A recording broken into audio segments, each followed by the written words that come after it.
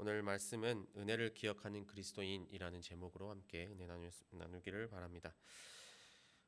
하나님께서는 아브라함을 부르시면서 창세기 17장 2절에 너를 크게 번성하게 하리라 이렇게 말씀하셨습니다. 그리고 세월이 흘러 이스라엘 자손은 하나님의 은혜로 말미암아 요셉을 통해 애굽 땅에 정착하였고 애굽 땅에 정착한 후로 약 400년 기간 동안에 수없이 많은 자손을 낳아서 하나님께서 그들을 번성케 하셨습니다. 그런데 그를 알지 못한 요셉을 알지 못한 새 애굽의 왕들이 다시금 세워지게 되고 그 왕들은 번성케 되는 이스라엘 자손을 보면서 두려운 마음이 생겼습니다. 이스라엘 자손들은 아무런 반란의 마음이 없는데도 불구하고 그들이 생각지 않은 번성을 이루게 되자 그들이 노예의 자리에서 벗어나서 식민지의 자리에서 일어나서 자기들을 해할까봐 두려운 마음이 들어서 애굽 왕의 학대가 계속해서 지속되었다라고 출애굽기 1장에 기록되어 있습니다. 그런데 아이러니하게도 그들을 괴롭히면 그리고 학대하면 학대할수록 하나님께서는 그들을 더 번성케 하셨고 더욱 번성케 하셔서 오히려 그 모습을 통해서 애굽의 왕은 두려움에 휩싸이게 되었습니다. 하지만 그렇게 계속해서 늘어났을 때 애굽 왕은 그 학대를 멈추지 아니하고 더욱더 힘든 일들을 시키면서 이스라엘 자손을 더 힘든 일 가운데 처하게 만들었습니다. 그래서 이스라엘 자손이 애굽 왕의 학대, 감당할 수 없는 일들로부터 탈출할 수 있는 유일한 방법은 하나님을 찾는 일밖에 없었습니다. 비록 하나님께서 이스라엘 자손을 번성케 하신 일로 말미암아 이스라엘 자손이 학대를 받게 되었지만 오히려 그 일로 인해 이스라엘 자손은 하나님을 찾기 시작했습니다. 하나님께서는 모세를 부르시면서 이렇게 말씀하십니다. 출애굽기 3장 7절에 여호와께서 이르시되 내가 애굽에 있는 내 백성의 고통을 분명히 보고 그들의 감독자로 말미암아 부르짖음을 듣고 그 근심을 알고. 아멘. 하나님께서는 이스라엘 자손이 안주할 수 있는 현실에서 벗어나 하나님 찾기를 기다리셨습니다. 이스라엘 자손을 번성하도록 만드시고 하나님을 찾을 수 있는 길로 인도하사 이스라엘 스스로 하나님을 찾는 그런 은혜를 누리게 되었습니다. 그리고 그런 이스라엘의 부르짖음을 들으시사 하나님께서는 그들을 구원의 길로 인도하셨습니다. 하나님께서는 이스라엘 자손이 상황과 현실을 보지 않고 구원자이신 하나님을 바라보게 하심으로 구원의 은혜를 누리게 하셨습니다. 하나님의 자녀된 우리 역시 하나님의 은혜를 누리며 살아가는 존재입니다. 그리스도인 된 우리 모두 늘 하나님의 은혜를 기억하며 살아가는 하나님의 복된 자녀 되시기를 바랍니다. 은혜를 기억하는 그리스도인은 첫째, 자신에게 은혜를 주신 분이 하나님이심을 늘 기억해야 합니다. 오늘 본문 말씀 8절인데요. 8절 말씀 함께 읽겠습니다.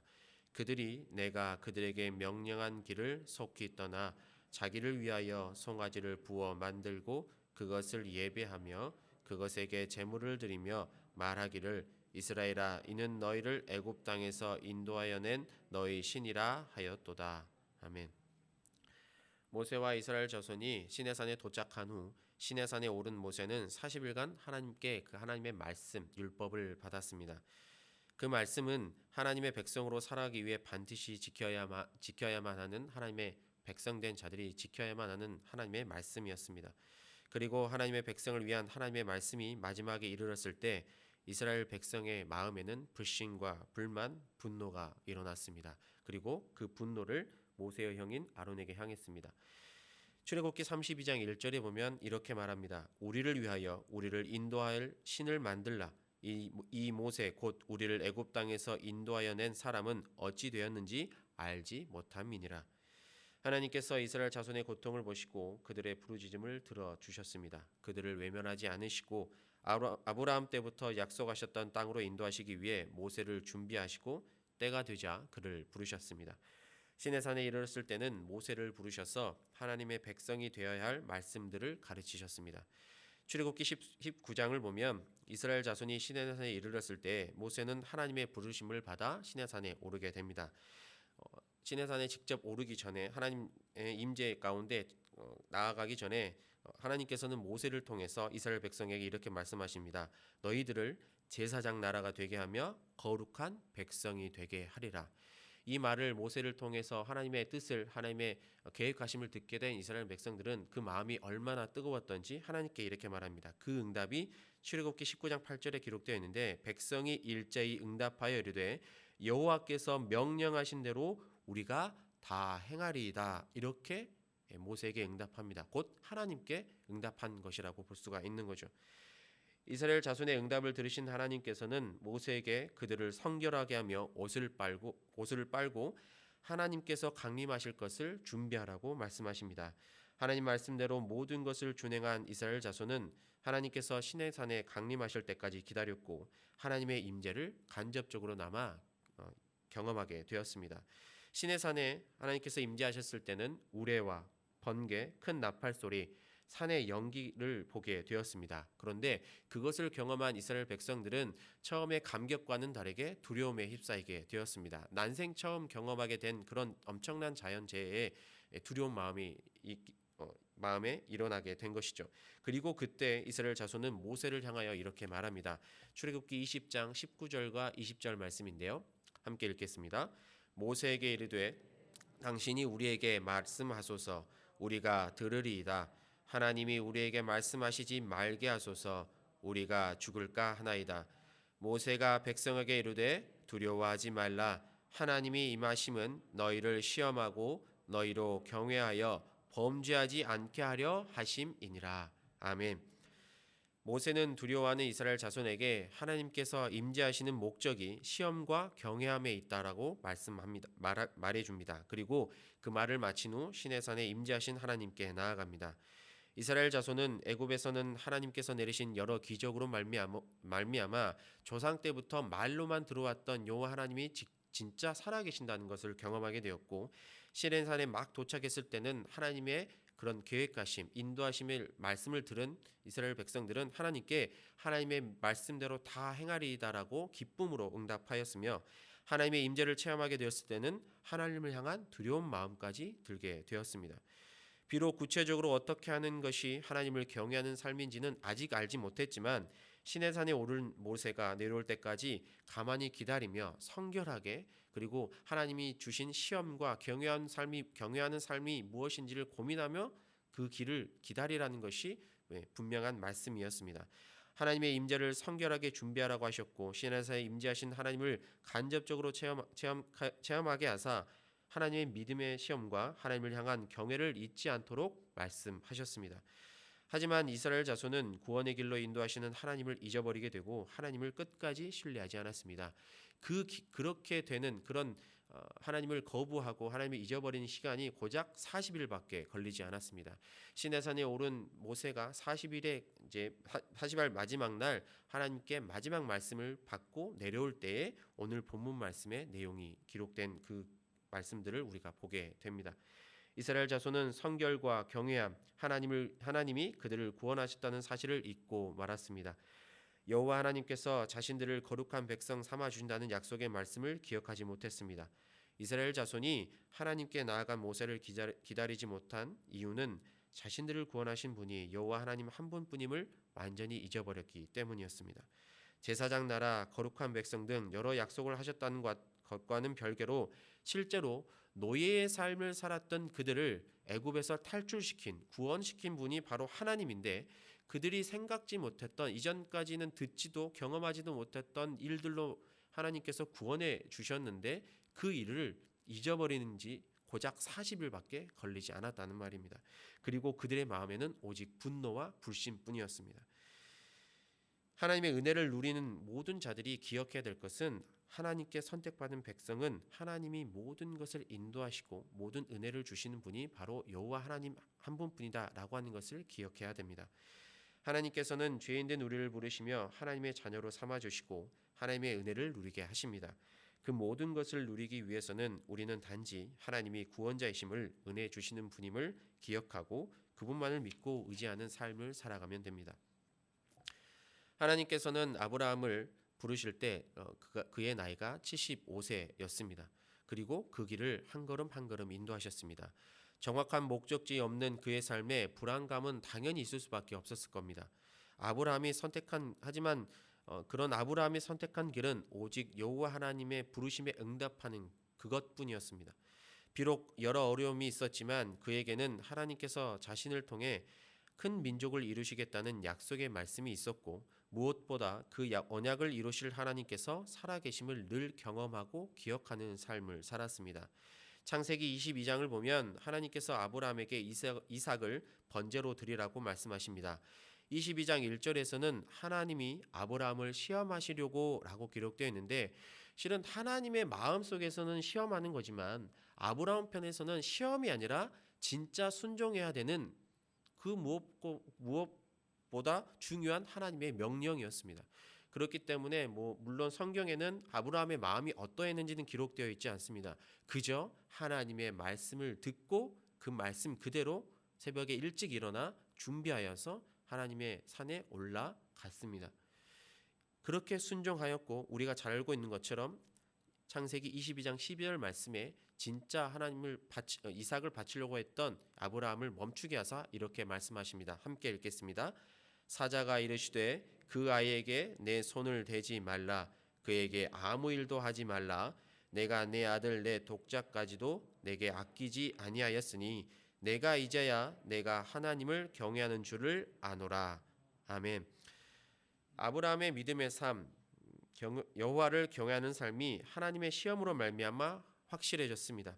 75세 때 부르심을 받은 이후로 수십 년간 걸어왔던 믿음의 여정이 하나님 앞에서 결실을 맺게 되는 순간입니다. 모두가 하나님의 인도하심이었고 하나님의 은혜였습니다. 그것을 잊지 않은 아브라함은 정말로 이삭을 바치려고 하였고, 그 순간에 바치려고 하는 순간에 하나님께서는 아브라함을 멈추게 하사 그에게 진정으로 하나님을 경외하는 자라고 칭찬하셨습니다. 경외하는 자라고 불리기까지 하나님께서는 아브라함을 연단시키시고 또 연단시키시고 또 연단시키셨습니다. 오늘 본문의 이스라엘 자손들도 역시 연단의 길을 가는 중이었습니다. 모세가 하나님 앞으로 나아간 수십 일 동안 그들에게 요구하시는 것은 그저 성결을 지키며 경외함으로 기다리는 것뿐이었습니다. 구원하신 하나님을 기억하고 기념하며 기다리면 될 뿐이었습니다. 그런데 그들은 하나님의 말씀을, 모세를 기다리지 못했습니다. 그리스도인된 우리에게도 하나님의 응답, 뜻, 말씀이 들리는 순간까지 기다려야 하는 순간이 많습니다. 기도에도 응답은 없고, 혹은 어떤 분들은 며칠이면 응답을 받았다고 하는데 나는 몇십 년간 기도한 제목이 아직까지 응답을 받지 못한 경우도 있습니다. 그러면 그 순간에 우리는 시험에 빠지게 되고 하나님께 불신하는 마음이 생길 수도 있습니다. 그러나 그 순간 우리가 기억해야 하는 것은 우리의 모든 상황을 보고 들으시며 우리에게 응답하시는 분은 하나님 한 분뿐이라는 사실을 기억해야 되고, 그것을 잊지 않아야 합니다. 우리에게 은혜 주시는 분은 하나님 한 분뿐입니다. 우리 생각에 하나님의 말씀이 은혜가 더디 오는 것 같아도 그 모두가 하나님의 뜻입니다. 하나님께서는 우리에게 하나님의 은혜를 늘 주시기를 원하십니다. 우리는 하나님께서 어떤 상황을 좋게 해주셨다, 어떤 선물을 주셨다, 어떤 기도 응답을 해주셨다라고 하는 상황과 그런 어떤 물질적인 것으로 하나님을 기억해서는 안 됩니다. 그 모든 것을 허락하신 분, 혹은 내 기도의 응답을 내가 원하는 방향으로 주시지 않았더라도 그것을 응답하시고 인도하시는 분이 여호와 하나님이시라는 것을 늘 기억하고 믿음의 고백을 드릴 수 있어야 됩니다. 우리가 하나님을 늘 기억하고 기념하는 삶을 살아간다면 하나님께서는 반드시 하나님의 은혜를 우리에게 내려주십니다. 모든 것을 주님께 맡기고 주님께 집중하는 복된 성도 되시기를 바랍니다. 은혜를 기억하는 그리스도인은 둘째, 하나님께서 약속하신 말씀을 기억해야 합니다. 오늘 본문 13절 말씀인데요. 13절 함께 읽겠습니다. 주의 종 아브라함과 이삭과 이스라엘을 기억하소서. 주께서 그들을 위하여 주를 가리켜 맹세하여 이르시기를 내가 너희의 자손을 하늘의 별처럼 많게 하고 내가 허락한 이 온 땅을 너희의 자손에게 주어 영원한 기업이 되게 하리라 하셨나이다. 아멘. 하나님께서는 아브라함과 이삭과 야곱에게 하셨던 약속의 말씀을 기억하사 수백 년이 지나는 동안에 이스라엘 자손을 번성케 하셨고 제사장 나라 하나님의 백성으로 삼으시겠다고 말씀하셨습니다. 이제는 이스라엘 자손의 선조들에게만 하신 말씀이 아니라 출애굽시킨 그 모든 이스라엘 자손들에게 말씀하셔서 하나님께서 그들 조상에게 하셨던 말씀을 기억하사 언약을 지키시겠다고 말씀하고 계십니다. 그런데 이스라엘 자손은 자신들의 조상에게 말씀하셨던 하나님의 말씀은 둘째치고라도 분명히 모세를 통하여서 하나님의 뜻이 전달되었음에도 불구하고 단 수십일이 지나자 그 모든 것을 잊어버렸습니다. 하나님을 기억하지도 하나님의 언약도 기억하지도 않았습니다. 하나님의 말씀을 기억하지 못하니 자연스럽게 우상 숭배의 길에 빠지게 되었습니다. 이스라엘 자손의 마음속에는 하나님이 아닌 세상의 아니만이 가득했습니다. 하나님의 말씀을 어떻게든 기억하고 지키겠다는 마음이 아니라 무엇을 해야 자기 마음의 만족을 채울 수 있는지를 고민했습니다. 그리고 그 결과가 금송아지였습니다. 하나님 앞에서는 주의 종 아브라함과 이삭과 이스라엘을 기억하소서라고 하나님의 분노를 삭히려고 모세가 이야기했지만, 정작 모세가 하나님의 언약의 두 돌판을 갖고 내려와서 그런 모습을 봤을 때는 누구보다 분개하여서 그 분노한 마음을 감추지 못하고 그 돌판을 그들에게 던져버리고 맙니다. 그 말씀이 바로 출애굽기 32장 19절에 기록되어 있는데, 오늘 본문 말씀에서 한 절만 더 내려가면 되거든요. 한번 19절 말씀 한번 함께 읽겠습니다. 진에 가까이 이르러 그 송아지와 그 춤추는 것들을 보고 크게 노하여 손에서 그 판들을 산 아래로 던져 깨뜨리라. 아멘. 제가 이 장면을 어렸을 때 초등학생 때 10개라는 영화를 통해서 봤는데 뭔가 짜릿함이 왔었어요. 예, 모세는 올라가서 정말 하나님 앞에서 경건하게 10개의 하나님의 두 돌판을 받아가지고 오는데, 산 아래에서는 금송아지를 만들어서 그 아래서 노래를 부르며 춤을 추고 있는데, 정말 10개라는 영화에서 정말 그 분노하는 모습을 표출하면서 두 돌판을 던져서 금송아지를 깨버리는 장면이 나옵니다. 정말 이 말씀을 읽을 때마다 그것이 기억이 나는데, 하나님께서 약속하신 말씀을 기억한다는 말은 하나님께 받을 은혜, 복만 기억하라는 말이 아니라 하나님의 은혜를 누릴 수 있는 백성들이 지켜야 할 하나님의 말씀을 모두 기억하고 그 말씀대로 지켜 행하라는 말씀입니다. 모세가 시내산에 오르기 전 이스라엘 자손을 성결하게 하고 하나님이 임하심은 너희를 시험하고 너희로 경외하게 하여 범죄하지 않게 하려 하심이니라, 이렇게 말씀하고 올라갔습니다. 하나님의 뜻이 무엇인지를 알려주었습니다. 그런데 그들은 하나님의 뜻을, 모세의 말을 외면하고 말았습니다. 여호수아 1장 7절과 8절 말씀인데요, 좀 길지만 함께 읽어보겠습니다. 오직 강하고 극히 담대하여 나의 종 모세가 내게 명령한 그 율법을 다 지켜 행하고 우로나 좌로나 치우치지 말라. 그리하면 어디로 가든지 형통하리니 이 율법책을 내 입에서 떠나지 말게 하며 주야로 그것을 묵상하여 그 안에 기록된 대로 다 지켜 행하라. 그리하면 내 길이 평탄하게 될 것이며 내가 형통하리라. 아멘. 네, 우리가 정말 잘 알고 있는 말씀입니다. 내 삶이 형통하게 되는 확실한 방법이 무엇인지를 알려주는 말씀입니다. 하나님의 은혜를 누리는 방법, 바로 여호와의 율법, 말씀을 다 지켜 행하는 것이 내 삶이 평탄하게 되며 형통하는 길이다, 이렇게 우리에게 알려줍니다. 결국 내 삶이 형통하게 되기를 바란다면 우리는 자신이 얼마나 하나님의 율법, 하나님의 말씀을 지키고 있는지를 돌이켜 봐야 된다는 말씀입니다. 여호수아는 하나님께서 자신에게 하신 이 말씀을 삶이 다하는 순간까지 다 지켜 행했습니다. 그렇기에 그의 삶은 하나님 안에서 늘 평탄하며 형통하였습니다. 반면에 이와 같은 말씀을 듣고서도 끝까지 그 말씀에 순종하지 못해서 하나님의 길을 떠나버린 사람도 성경에는 많이 기록되어 있습니다. 대표적인 사람이 솔로몬인데요. 열왕기상 2장을 보면 다윗이 죽기 직전에 이제 그 다음 왕으로 추대된 솔로몬을 불러가지고 이와 같이 이야기합니다. 열왕기상 2장 3절인데요. 함께 읽겠습니다. 내 하나님 여호와의 명령을 지켜 그 길로 행하여 그 법률과 계명과 율례와 증거를 모세의 율법에 기록된 대로 지키라. 그리하면 내가 무엇을 하든지 어디로 가든지 형통할지라. 아멘.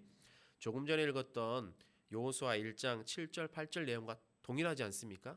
하나님께서 여호수아에게 하신 말씀이 다윗에게도 임했고, 다윗이 사랑하는 아들에게, 솔로몬에게 죽기 직전에 마지막 당부하는 말이 바로 여호와의 말씀을 지켜 행하라는 말씀입니다. 그러면 내 길이 형통하리라, 이렇게 말하고 있는 것이죠. 다윗의 당부에 따라 솔로몬은 하나님 말씀에 순종하며 통치했습니다.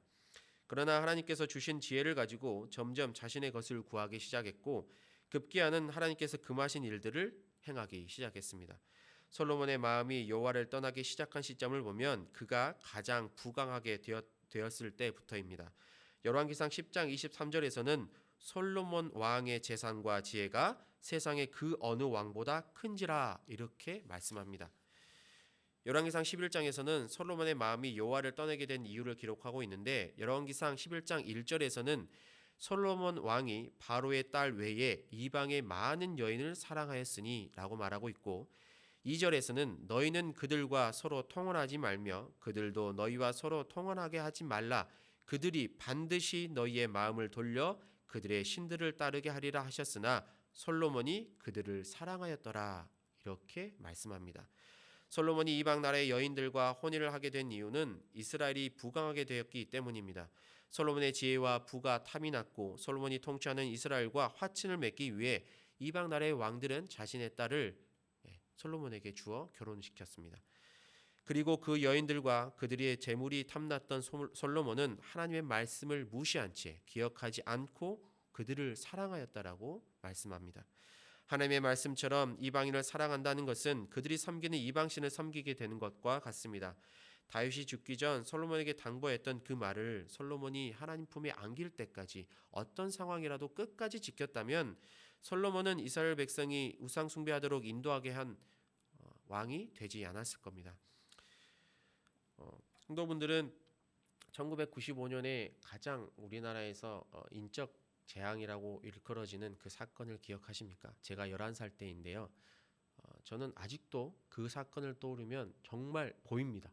사건을 너무 몇 주 동안 어렸을 11살 나이 때 TV만 틀면 그 사건이 나왔어요. 바로 삼풍백화점이 무너진 날이었어요.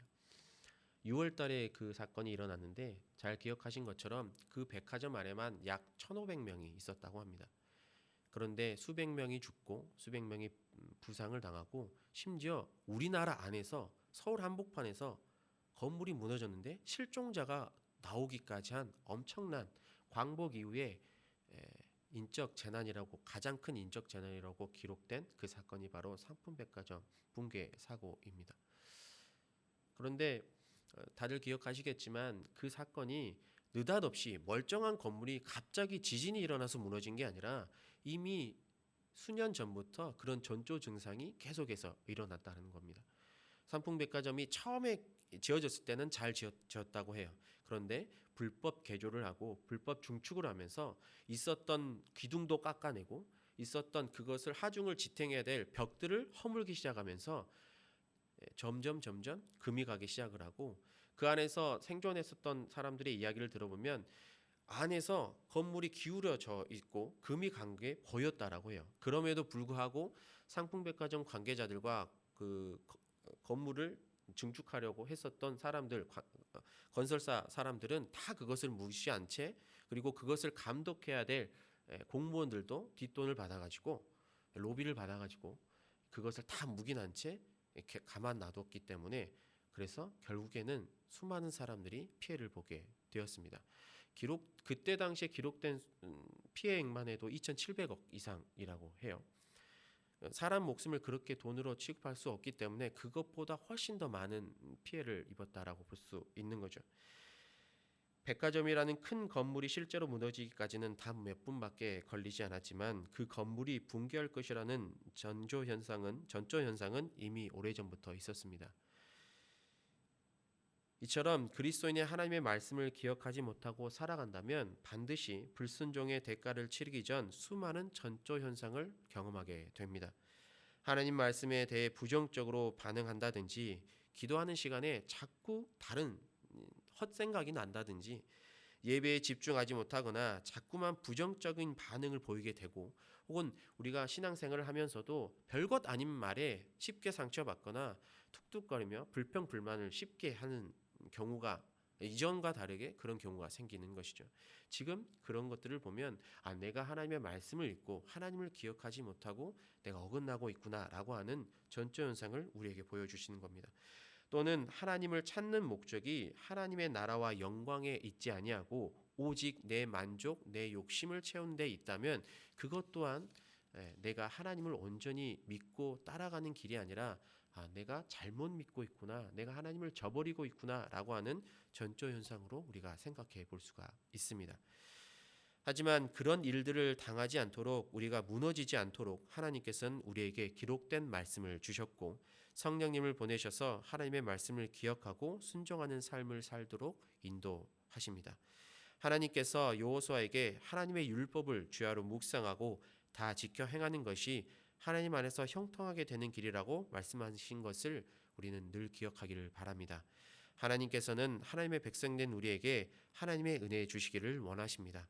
하나님께서 우리에게 약속하신 말씀을 기억하고 그 말씀이 이루어지기를 소망하며 하나님께서 우리에게 주신 말씀에 순종하는 복된 성도 되시기를 바랍니다.